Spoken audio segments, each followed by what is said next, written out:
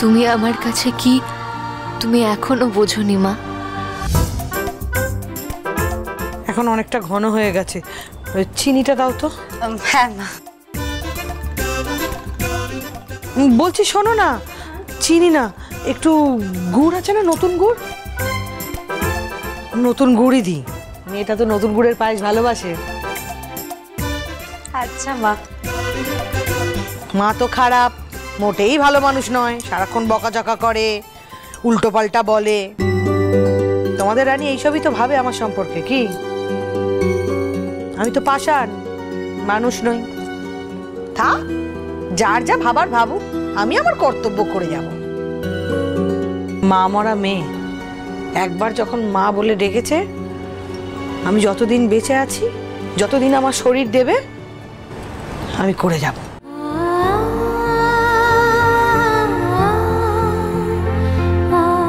মরে গেলে তো আর কেউ বকতেও আসবে না, আর কেউ বলবেও না।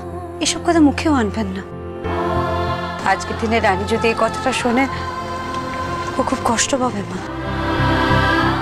তুমি আমার কাছে কি তুমি এখনো বোঝোনি মা?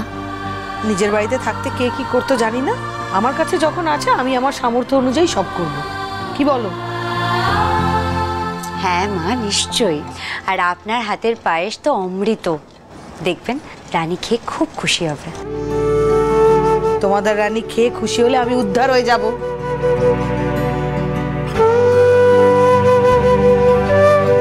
শোনো না মেজো বৌমা, তোমার বাবাকে না একটু মাংস আনতে বলেছে, বুঝলে?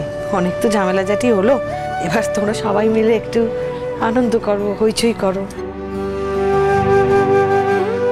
সবাইকে বলে দিয়েছো তো এই সময় রান্না করে না আসতে?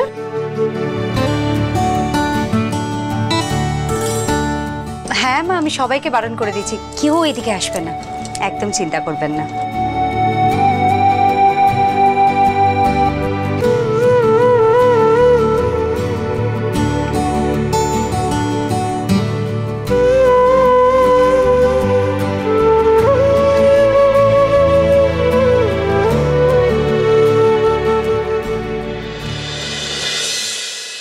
এই জন্যই লোকে বলে কাজের বেলায় কাজী, কাজ ফুরোলে পাজি।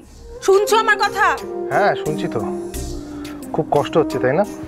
বুঝতে পারছি, গাটা একবারে চিরবির চিরবির করে উঠছে। এই মজা করবে না আমাকে নিয়ে কিন্তু তুমি। মজা করছি না, মজা তো তোমার সাথে হচ্ছে। এই যে রানীকে সবার সামনে তুমি রেসপন্সিবল, গুড ফর নাথিং এসব প্রমাণ করার চেষ্টা করেছো, কি লাভ হয়েছে তোমার?